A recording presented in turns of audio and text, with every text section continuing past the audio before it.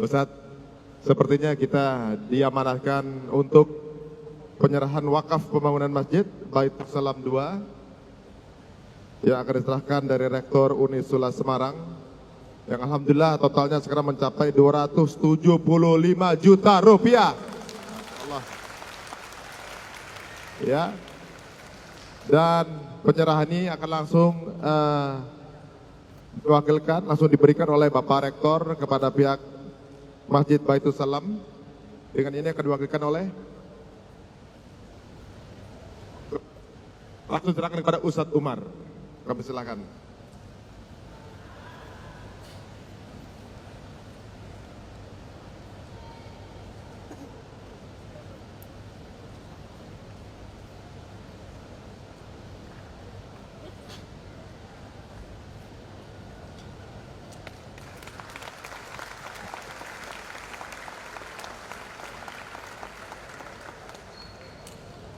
Alhamdulillah, mudah-mudahan semua dari Anda di sini yang mewakafkan atau juga menginfakkan hartanya akan memberatkan pahala Anda nanti di jannah. Amin ya rabbal alamin. Dan yang pasti sekarang juga suduk masih berjalan. Teman-teman semua bisa dengan teman-teman panitia tinggal langsung diberikan sedekah-sedekah dan juga infak terbaiknya. Ya, selamat untuk Ustadz Umar dan juga Bapak Rektor, terima kasih. Mudah-mudahan yang akan menginspirasi yang lainnya untuk lebih giat lagi membangun tempat-tempat kebangkitan peradaban Islam di Indonesia. Amin ya rabbal alamin. Takbir! Allahu Akbar. Baiklah, yang sudah dirindukan, monggo silakan Ustadz kita. Waduh, alhamdulillah ya tepuk tangan. Untuk Anda semuanya, beruntung sekali Anda semua lahir muslim, beliau tidak.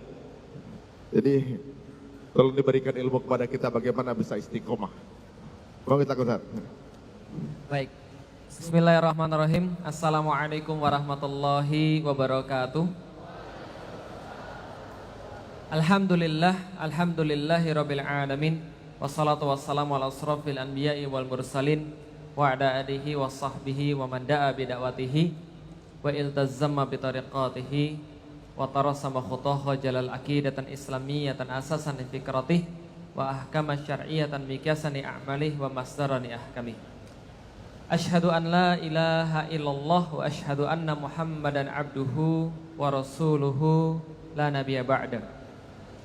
Wa qala Allah ta'ala fil kitabihil karim, a'udzu billahi minasyaitonir rajim. Bismillahirrahmanirrahim.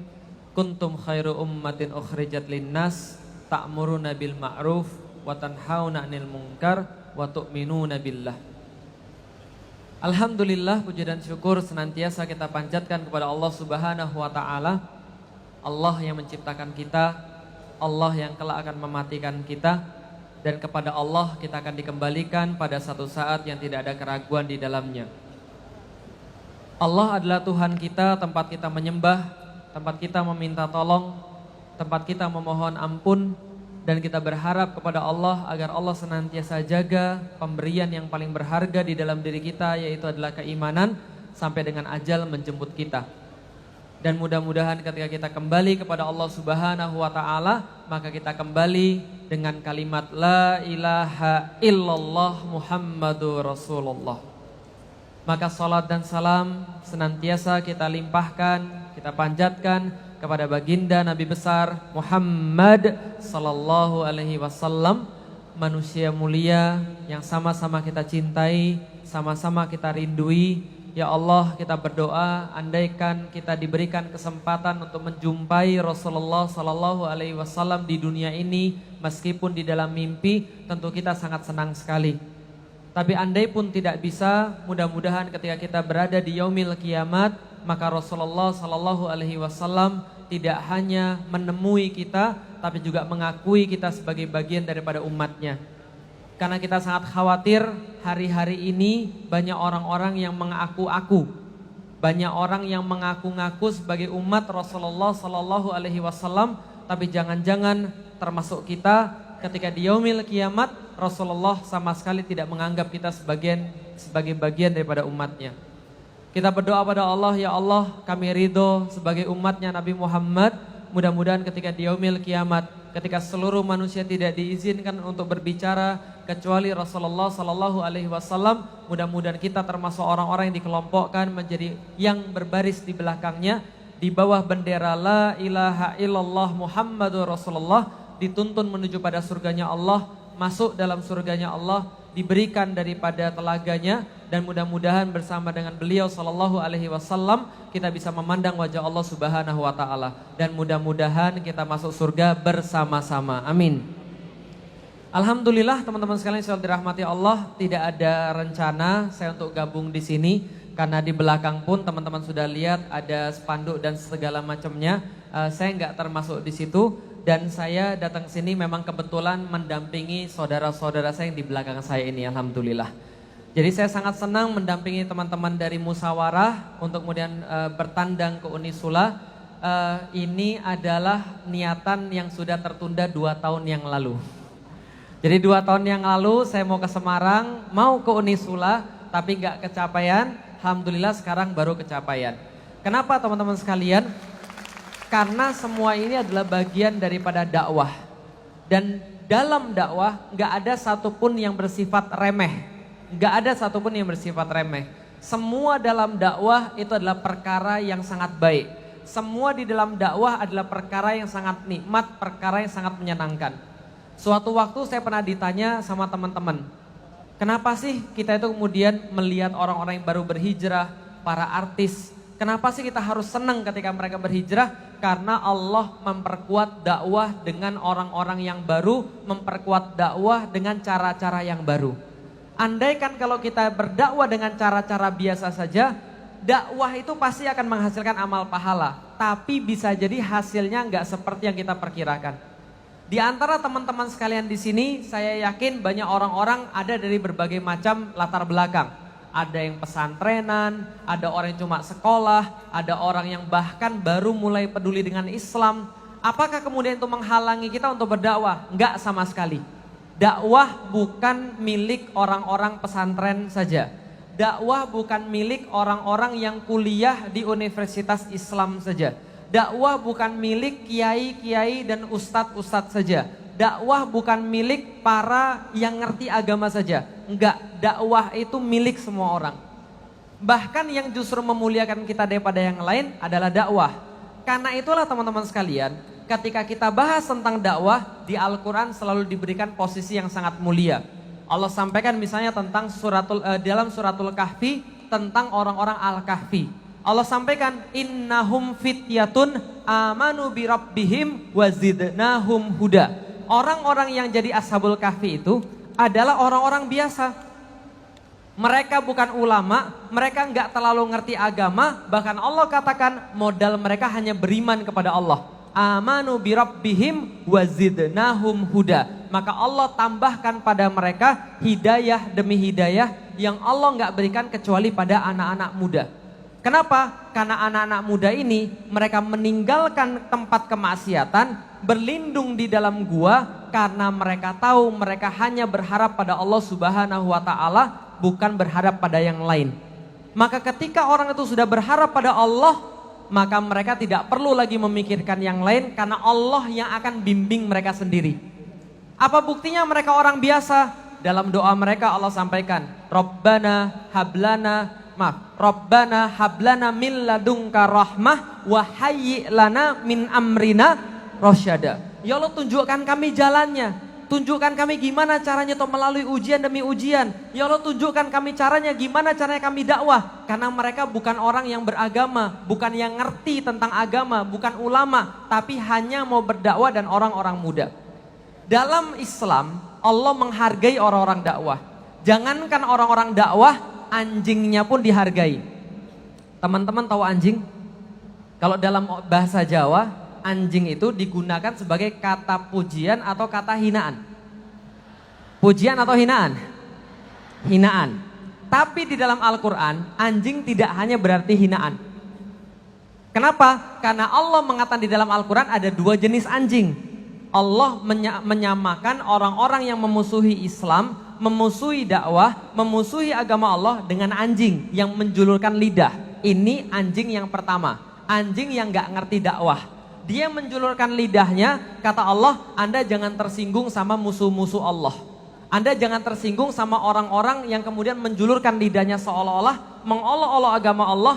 Jangan tersinggung. Kenapa? Mereka perumpamannya seperti anjing. Anjing ada yang jelek di dalam Al-Quran, menjulur. Contoh, antum lewat di depan anjing, anjingnya menjulurkan lidah. Anda marah sama anjing, dasar anjing tidak beradab. Yang salah anjingnya atau antum? Anjing gak pernah salah, karena anjing memang begitu. Tapi di dalam Al-Quran ada cerita anjing yang lain. Apa? Anjing di dalam suratul Kahfi. Wa kalbuhum basitun dzira'aihi bil wasid. Dan ada anjing yang lagi selonjoran di depan gua. Pertanyaan saya Bapak Ibu sekalian, teman-teman sekalian. Di situ yang disebut apa? Kalbuhum, anjingnya mereka. Lagi ngapain? Selonjoran. Selonjoran di depan gua, anjing masuk Al-Quran. Coba bayangkan. Literally selonjoran di depan gua. Pertanyaan saya, ada pentingnya nggak anjing selonjoran sampai diceritakan selonjoran dengan kakinya di depan gua? Ada pentingnya atau tidak? Kalau nggak ada pentingnya Allah nggak mungkin masukin di dalam Al-Quran. Pertanyaan saya, bayangkan anjing selonjoran masuk Quran. Antum loncat, salto, lalu kemudian ngesot, nggak masuk Al-Quran. Kenapa ada anjing selonjoran masuk dalam Al-Quran? Allah ingin sampaikan kepada kita bahwa kalau seandainya anjing saja yang menemani jamaah dakwah, Ashabul Kahfi yang pengen dekat kepada Allah, anjing aja dapat posisi di dalam Al-Quran. Kalau anjing aja dapat posisi di dalam Al-Quran, apalagi manusia. Maka dakwah ini adalah sesuatu yang sangat mulia. Kenapa? Karena ini warisan daripada para nabi. Orang-orang Katolik gak disuruh untuk berdakwah. Orang-orang Nasrani, Yahudi nggak disuruh untuk berdakwah. Yang disuruh untuk berdakwah hanya orang-orang Muslim. Kenapa? Nabi mereka, nabi yang terakhir, tugas nabi mereka berat, mengislamkan seluruh orang-orang yang ada di dunia. Memastikan risalah Allah ini untuk seluruh orang-orang di dunia. Berat, dan kemudian Allah sampaikan harus diteruskan kepada kita. Ini adalah dakwah. Maka inilah orang-orang di depan. Maka teman-teman sekalian coba lihat lagi betapa kerennya dakwah. Di dalam surat Yasin yang kita baca tiap pekan, misalnya ada teman-teman yang baca surat Yasin, di situ diceritakan lagi ada satu kelompok manusia bejat luar biasa. Saking bejatnya teman-teman sekalian, diutus satu nabi, dua nabi nggak cukup, diutus tiga. Diutus berapa? Tiga. Padahal pas Fir'aun jahat banget itu, tahu Fir'aun teman-teman sekalian? Tahu. Fir'aun itu diutus berapa nabi ke situ? Dua, Musa, Harun. Tapi ini saking bejatnya, nggak diutus satu nabi, dua nabi, tiga nabi diutus pada kaum tadi. Untuk supaya mereka bertaubat dan kembali kepada Allah. Ini nabi tiga diutus pada orang-orang ini nggak ngaruh sama sekali.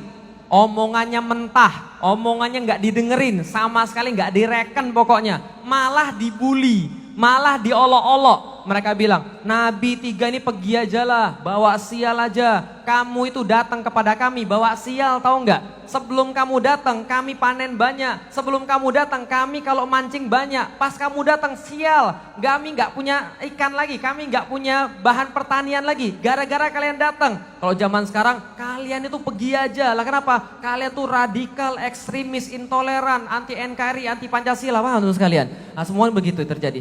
Ketika kemudian tiga rasul ini, tiga nabi ini nggak bisa kemudian untuk berbuat apa-apa, Allah ceritakan di dalam Al-Quran, waja'a min aqsal madinati rajulu yas'a, dan datang dari aqsal Madinah. Aqsa itu artinya yang paling jauh. Aqsal Madinah, ujung kota, artinya deso. Paham teman sekalian? Dan datang dari orang deso, min aqsal madinati rajulu yas'a, seorang pemuda tergopoh-gopoh. Dan dia berkata, apa kata-kata dia? Ya qaumit tabi'u mursalin, wahai orang-orang, wahai manusia, ikuti para nabi. Lalu kemudian dia mengatakan segala sesuatu yang kemudian dikatakan oleh para nabi. Dia cuma ngulangin yang nabi ngomong, dibahasakan dengan bahasa anak muda. Ketika dia ngomong, apa yang terjadi? Ajaib. Orang-orang sadar, orang-orang jadi mau cenderung pada kebenaran. Orang-orang jadi mau mengikuti risalah nabi. Padahal nabinya ada berapa tadi? 3. Sama sekali nggak bisa menyadarkan. Tapi satu orang deso ini mengulangi ucapan para nabi dengan cara yang bisa didengar oleh anak-anak muda. Lalu anak-anak muda bergejolak mau mengikuti kebenaran. Orang-orang zalim nggak suka. Dia bilang, berhenti kamu anak muda, jangan ngomong lagi. Kenapa? Ini anak muda ngomongannya jelek. Ini anak muda ngomongannya mudah dimengerti. Jangan ngomong lagi. Kalau kamu ngomong lagi, kami bunuh. Malah pemuda tadi berkata, saksikan para nabi, aku beriman pada Tuhan yang kalian sembah. Maka setelah itu dia ditarik di jalan, diinjek-injek perutnya, sampai menurut Ibnu Katsir, perutnya itu kemudian ususnya keluar lewat anus. Singkat cerita meninggal, diinjak-injak. Setelah diinjak-injak meninggal, dia masuk kemudian kepada pengadilannya Allah, berjumpa langsung dengan Allah. Singkat cerita begini, Allah kasih trailer surga. Wah, sekalian. Jadi trailer 30 detik surga tuh kayak apa? Kira-kira gitulah kalau zaman sekarang. Kalau film kan ada trailernya. Ini dia dikasih lihat surga kayak apa. Ini tempat tinggalmu nanti, ini sudah kemudian kenikmatan yang Allah sediakan bagi kamu, ini ampunan-ampunan yang sudah Allah sediakan bagi kamu. Lalu kemudian Allah tanya sama dia, kira-kira nak, kamu pengen apa lagi? Kamu perlu apa lagi setelah semua yang saya kasih kepada kamu tadi? Lalu dia bilang sama Allah, ya Allah saya boleh minta sesuatu ya Allah. Minta apa lagi? Coba lihat baik-baik, ini keanehan. Orang kalau sudah mati, ngelihat surga, gak pengen lagi kemudian apapun juga. Bahkan gak pengen ketemu keluarganya lagi. Bahkan gak pengen kemudian dunia lagi. Ketika ini orang ditanya, kamu mau apa lagi selain surga dan ampunan yang saya ceritakan, yang sudah saya kemudian kasih lihat tadi? Dia bilang ini, ya Allah, boleh gak saya balik lagi ke balik lagi ke dunia? Boleh gak saya balik lagi ke dunia? Untuk apa? Supaya saya bisa ngasih tahu pada orang-orang yang nginjek-nginjek saya sampai mati, bima ghafaroli rabbi wa ja'alani minal mukramin. Karena apa aku bisa mendapatkan ampunanmu ya Allah, dan engkau jadikan aku mulia banget bisa dapat surga. Coba lihat, ini orang gak punya ilmu, gak punya apa-apa, cuma ngulangi ucapan para nabi, cuma sharing kalau zaman sekarang, sharing kemudian WhatsApp dakwah yang baik, cuma reshare, regram yang bagus, cuma YouTube kemudian di like, di share pada orang lain, dia dapat ampunan Allah dan dia dapat kemudian kemuliaan daripada Allah. Kenapa? Suka sharing dakwah. Suka kemudian untuk mempermudah dakwah, bikinin panggung buat para asatidz, nyiapin kemudian sound system yang bagus, nyuting, dengerin dan segala macam. Itu sudah termasuk bagian daripada dakwah. Orang ini dapat pahala luar biasa dan para nabi iri dengan anak muda ini. Yang terakhir teman-teman sekalian, dakwah itu susah atau mudah? Susah atau mudah? Mau hidup bahagia atau sengsara? Mau hidup tenang atau hidup sengsara? Tenang, bahagia. Saya mau ngasih tahu aja, Anda nggak begitu dalam kehidupan sehari-hari Anda. Anda sadar nggak? Islam itu amal pertama yang akan dihisap oleh Allah adalah sholat. Yakin sholat adalah ibadah yang sangat penting? Yakin. Inti daripada sholat ada yang tahu? Inti daripada sholat ada yang tahu? Al-Fatihah. Inti daripada Al-Fatihah ada yang tahu? Apa? Bismillah, bukan. Inti daripada Al-Fatihah ada yang tahu? Ihdinas siratal mustaqim. Ya Allah tunjukkan saya jalan yang lurus. Tiap kali sholat itu intinya. Kita minta lah, ihdinas siratal mustaqim. Ya Allah luruskan saya lagi, luruskan saya lagi. Ihdinas siratal mustaqim. Lanjutannya, siratal ladzina an'amta alaihim ghairil maghdubi alaihim waladdallin. 17 kali Anda minta kepada Allah, ya Allah saya minta jalannya kehidupan para nabi, bukan jalannya Nasrani, bukan jalannya Yahudi. Bisa dipahami Ibu sekalian? Jalannya para nabi yang kami minta. Pertanyaan saya, Anda baca di dalam Al-Quran, jalan para nabi itu banyak sedihnya atau banyak senangnya? Itu dibanding film Osin, lebih sedih kehidupan para nabi, paham Ibu sekalian? Padahal film Osin aja sudah nggak ada senang-senangnya gitu kan ya. Tapi itu jalan yang kita minta pada Allah. Jadi Anda harus tahu, jalan yang Anda minta pada Allah itu bukan jalan yang menenangkan. Bukan jalan hidup bahagia, happily ever after, nggak ada. Jalan semuanya sedih, lihat. Nabi Yusuf tahu? Yang sudah punya anak, angkat tangan yang sudah punya anak. Ibu-ibu yang sudah punya anak, kalau pas lagi hamil bacanya surat Yusuf. Supaya anaknya ganteng. Yang belum dikasih tahu pada Anda, betul kalau seandainya Anda percaya surat Yusuf bisa buat anak ganteng, taruhlah betul. Tapi yang belum dikasih tahu pada Anda adalah, saya harus kasih tahu, hati-hati orang ganteng banyak masalah. Betul begitu? Gak percaya, tanya aja sama yang di belakang saya ini. Orang ganteng tuh banyak masalah. Contohnya kayak saya, dipersekusi dan diusir. Itu orang ganteng banyak masalah. Gak percaya? Yusuf itu, Anda baca kisah Yusuf, dari awal sampai akhir hidupnya masalah. Dari awal lahir, saudaranya iri. Lalu kemudian saudaranya bilang, Pak kami mau ngajak main Yusuf. Bapaknya bilang, jangan nanti kamu celakai adikmu. Enggak lah Pak, masa kami celakai sih, kamu gak percaya sama kami. Ya udah nggak apa-apa, ajaklah main adikmu. Sampai di sana, masukin ke sumur, bajunya dilepas, dikasih darah, dibilang sama bapaknya anakmu sudah mati. Bapaknya nangis sampai matanya buta. Sedih atau tidak? Sedih. Anak ini masih di bawah SD, nangis di sumur teriak-teriak, traumatis dan seterusnya. Diselamatkan sama orang untuk dijual jadi budak. Suruh kerja paksa, disukai cewek, tapi ceweknya parah. Masih ingat robek depan atau robek belakang? Kalau robek depan siapa yang benar?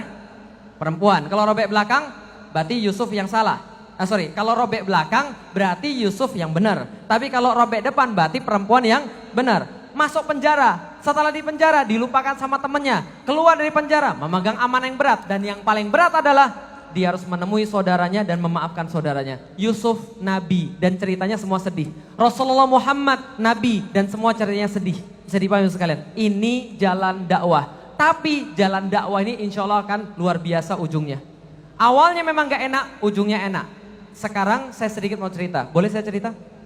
Kalau nggak boleh saya pulang aja. Insya Allah ini yang terakhir ceritanya. Saya mau cerita tentang keluarga saya sedikit. Teman-teman sekalian, kira-kira sekitar 8 bulan yang lalu, setahun yang lalu, saya diminta sama ibu dan bapak saya untuk beli jaket.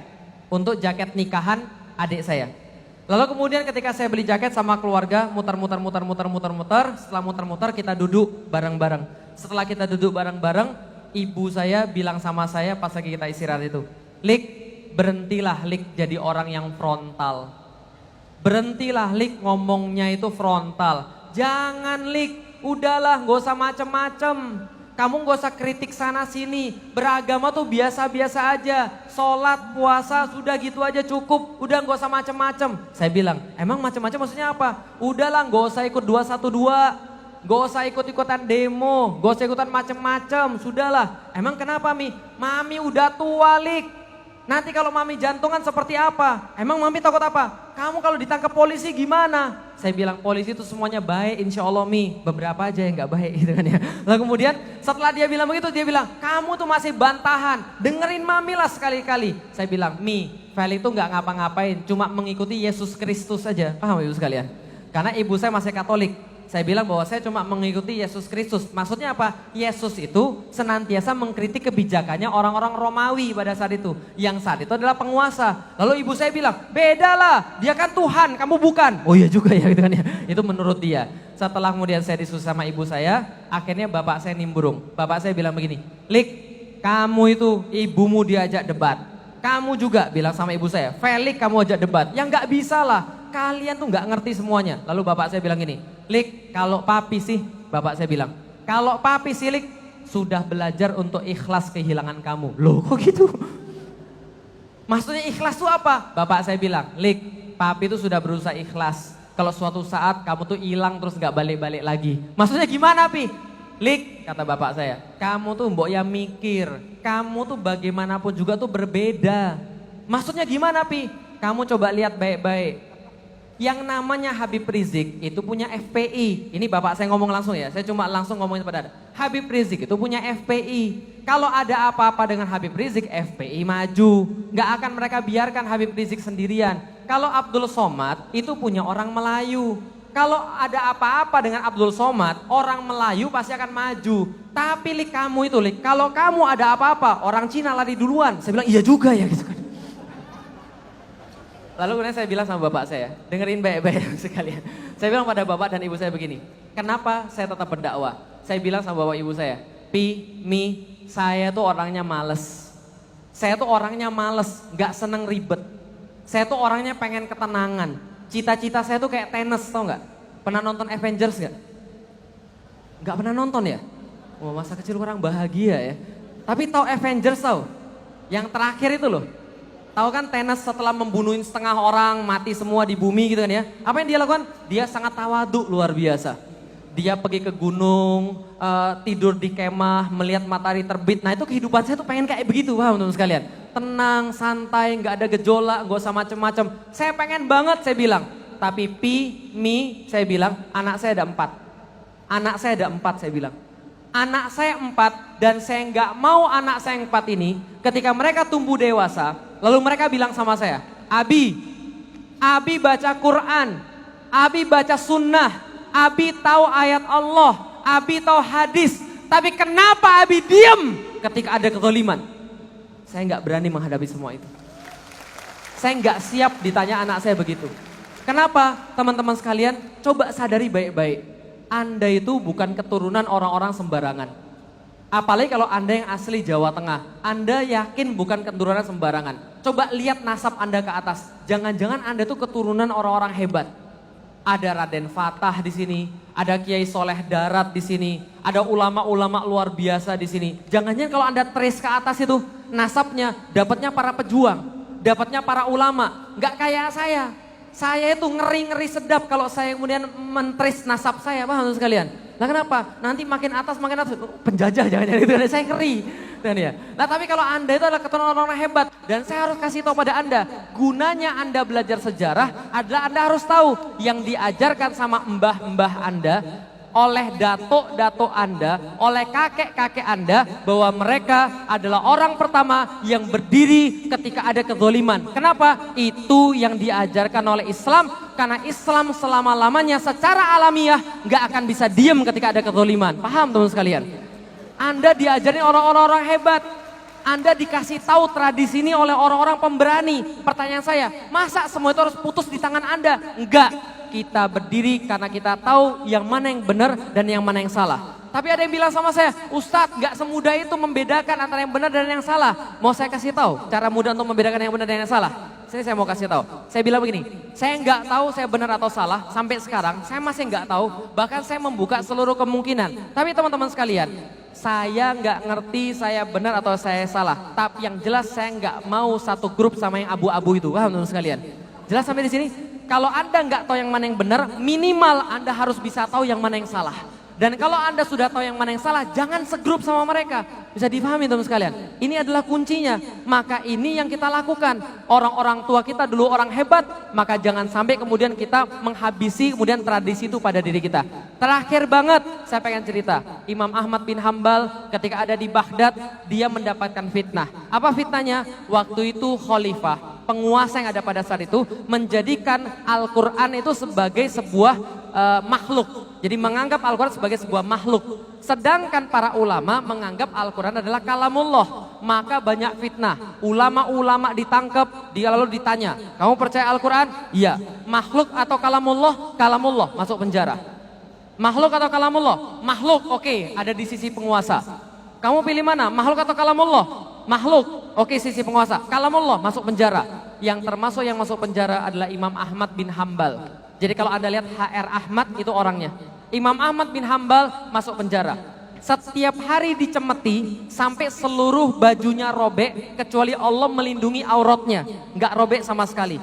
Dan ketika siksaan itu sudah sedemikian rupa, tangannya sampai nggak bisa diangkat ke atas lagi gara-gara dicemeti, maka sipir penjara itu merasa sangat iba. Kemudian bilang pada Imam Ahmad bin Hambal, Imam, sudahlah, tanda tangan saja surat pengakuan ini. Allah sudah kasih kamu rukhsah. Saya nggak rela melihat orang berilmu disiksa seperti ini. Tanda tangan saja, sudah, menyerah saja. Allah tahu isi hatimu wahai imam. Sudah, jangan lanjutkan lagi. Saya nggak mau lagi ngelihat seperti ini. Imam Ahmad bin Hambal bilang pada sipir penjara, sipir, kamu lihat keluar jendela, sampaikan pada saya apa yang kamu lihat.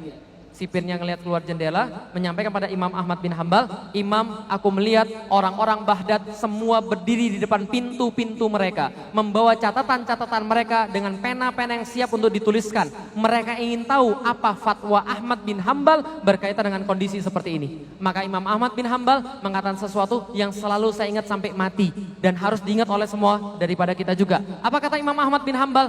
Kalau begitu, pantas enggak Ahmad selamat sementara yang lain sesat? Paham teman sekalian? Pantas enggak ketika Ahmad selamat sementara yang lain sesat? Dakwah itu satu-satunya yang akan mengubah. Dan yakin teman-teman sekalian, di luar sana orang bisa berkata pada Anda apapun. Di luar sana orang bisa ngasih tahu Anda apapun. Tapi yang Anda perlu tahu, sekali Allah dan Rasul sudah ngomong, tidak mungkin diingkari, enggak mungkin bohong. Takbir. Allahu Akbar. Percaya Islam akan bangkit? Percaya Islam akan bangkit? Takbir! Allahu Akbar. Terakhir banget. Liatin orang-orang di depan Anda ini. Liatin orang di depan Anda ini. Mereka wakil kita. Wakil di mana? Mereka sudah menjalani kehidupan yang mungkin sebagian besar kita ingin. Famous, punya harta, punya kemudahan, segala macemnya. Tapi coba lihat baik-baik. Mereka nggak ketemu kebahagiaan di situ. Mereka nggak ketemu kebahagiaan di situ. Ganteng-ganteng sering gila gitu kan ya, Masya Allah. Ganteng-ganteng hijrah, ganteng-ganteng ngaji. Pertanyaannya, lah kita ini mungkin sudah nggak ganteng terus nggak mau ngaji, terus mau apa? Paham teman sekalian?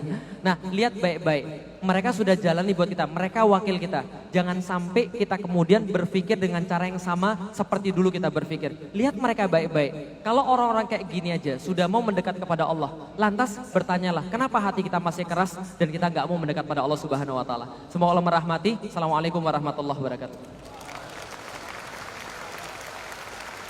Waalaikumsalam warahmatullahi wabarakatuh. Alhamdulillahirabbil alamin. Jazakumullah pada Ustaz Felix. Masih bersemangat?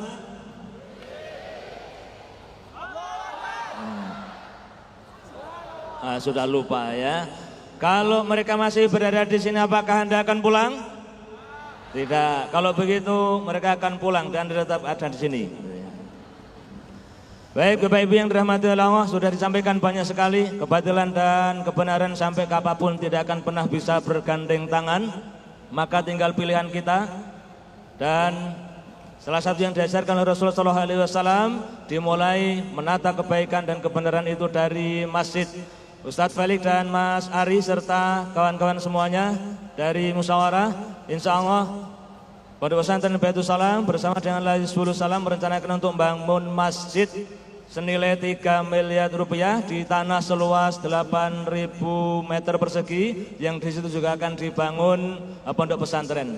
Maka mohon berkenan agar Mas Ari Untung dan teman-teman sekalian mengajak para tamu dan undangan untuk berkenan ikut menitipkan sebagian rezeki yang diamanahkan oleh Allah agar menjadi bagian dari kesaksian bahwa kita mendukung perjuangan ini, bahwa kita mendukung dakwah ini, bahwa kita adalah orang-orang yang ingin kembali kepada Allah dalam keadaan membawa iman dan Islam. Silahkan Mas Ari. Ya, teman-teman semua, kembali kita ingatkan, mumpung kita masih ada waktu, ya, kita nggak pernah tahu kita akan berhenti di mana dan selesai di mana. Semua dalam hidup kita ada polanya, mau kenyang makan, ya, mau sehat olahraga, mau kaya tinggal nabung, tapi satu pola yang tidak pernah ada, satu hal yang tidak ada polanya itu kematian. Yuk kita tabung sebanyak-banyaknya. Dan tentunya juga mudah-mudahan kita akan bertemu di masjid itu, insya Allah ada acara bisa mengundang kami lagi, insya Allah. Amin, insya Allah. Amin, ya Rabbal Alamin. Ya, sebagai penutup bagaimana kalau kita foto bersama? Alhamdulillah. Alhamdulillah ya, jadi teman-teman kita akan ambil angle dari atas ke teman-teman semuanya, pastikan mukanya kelihatan ya, tinggal Ya, dicek diri sendiri. sambil kota infaknya jalan terus, sedekahnya tetap jalan. Ya, Jangan sampai tertinggal. silakan sunduknya terus muter ya, semua yang ada di kantong dikeluarin, kecuali tisu. Ya, gunakan yang terbaik untuk infak Anda.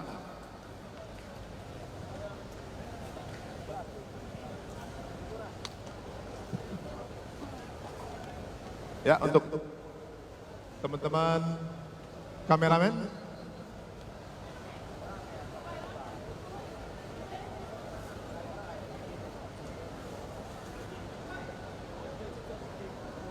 Satu, dua, belum ya? Satu, takbir ya. Satu, dua, tiga, takbir. Allahu Akbar. Takbir. Allahu Akbar. Takbir. Allahu Akbar.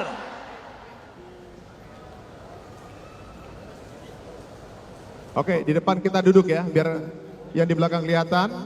Kita di depan duduk, jadi teman-teman dokumentasi bisa ngambil gambar. Ya, diulang, kita duduk ya.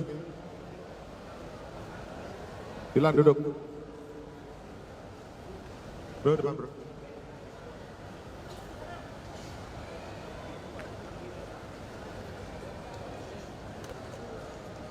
Oke. Oke. Siap, lagi. 1, 2, 3, takbir! Takbir! Takbir! Terima kasih. Wassalamualaikum warahmatullahi wabarakatuh. Waalaikumsalam warahmatullahi wabarakatuh. Alhamdulillahirabbil alamin. Bapak Ibu yang dirahmati oleh Allah, terima kasih atas kehadirannya, terima kasih atas sedekahnya. Barakallahu fi ahlikum wa alikum masyarakallahu fi ma a'taitum wa barakallahu fi ma abqaitum masyallahu lakum tahuran. Iya, sekali lagi terima kasih. Semoga ketemu lagi di Semarang Banjir Takbir 2019. Kita doakan semoga panitia diberikan berkah dan semoga yang hadir juga diberikan berkah. Dan juga tentunya kami ucapkan terima kasih sekali lagi buat Unisula, terima kasih juga buat Muslim Brotherhood, dan juga tentunya untuk semua yang sudah hadir dalam kajian hari ini. Sampai jumpa di kajian selanjutnya. Wassalamualaikum warahmatullahi wabarakatuh.